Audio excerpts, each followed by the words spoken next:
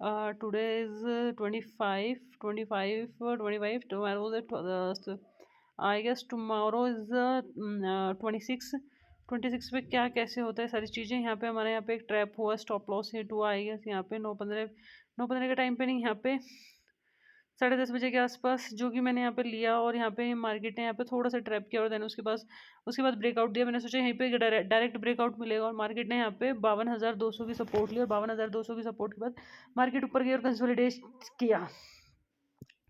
अब मार्केट कहाँ जा सकती है, लेट्स सी, देखते हैं। Just a minute. हम यहाँ पे स्पोर्ट्स पे आ जाते हैं। स्पोर्ट्स पे आने के बाद हम यहाँ पे ये लेते हैं, यहाँ पे लेते हैं, यहाँ पे ये देखते हैं।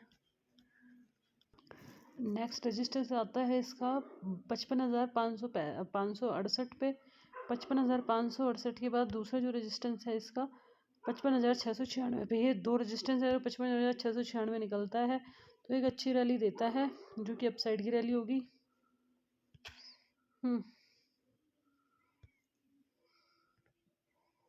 56,000 इसने हाई बनाया है। 56,000 के बाद ये यहाँ पे निकलेगा तो आगे आगे जा सकता है। इसमें कल छोटी सी प्रॉफिट बुकिंग भी आ सकती है। लेट्स सी, हम देखेंगे 15 मिनट का लो ब्रेक हो रहा है, 15 मिनट का हाई ब्रेक हो रहा है, फिर ऊपर नीचे वाले टारगेट क्या मिलेंगे। क्योंकि इसमें जब इसने अपना कितना 55 आई गेस 55,000 रुपये वाले पे इसमें सपोर्ट ली थी। ये 55,250 था, 55,250 से 55,000 गया, 250 पॉइंट नीचे आया, देन वो 55,500 पे गया। नीचे से 500 पॉइंट मिले तो यहाँ पे सपोर्ट रेजिस्टेंस का रहेगा और स्टॉप लॉस और टारगेट का भी रहेगा। पुट में भी टारगेट और स्टॉप लॉस का रहेगा। कि जब तो पैसा बुक नहीं करोगे, बड़े टारगेट के लिए बैठोगे, कुछ नहीं मिलेगा। छोटे छोटे टारगेट बुक करके छोटा छोटा निकलोगे तो सब बहुत कुछ मिलने के चांसेस हैं यहाँ पे। और हाँ, एक और चीज़ कि ये जो वीक आ रहा है वो है एक्सपायरी का मंथ है। एक्सपायरी मंथ में बहुत मतलब तुम उसमें एक्सपायरी मंथ में 500-600 का प्रीमियम ना लेके 20 या 30 रुपये का प्रीमियम लो तो बेटर रहेगा। 200 या 250 रुपये का प्रीमियम लो, 150 रुपये का स्टॉप लॉस डालो तो बेटर रहेगा। वो पहले से चीज़ें फिक्स हो जानी चाहिए क्योंकि एक्सपायरी मंथ है, 29 तारीख की एक्सपायरी है।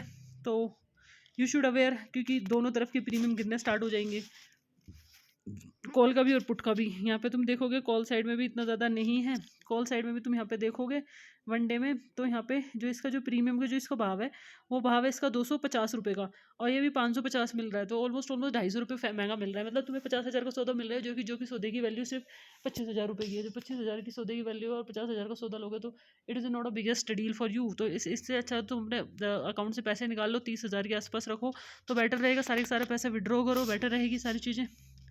क्योंकि फिर मतलब जब चीज़ें गलत हो जाए, पैसा फंस जाए या फिर तुम्हारी पूरी कैपिटल उड़ जाए, उसके बाद सोचा यार मैं पैसा निकाल लेता है, वो रिग्रेट करने में कोई वो नहीं है।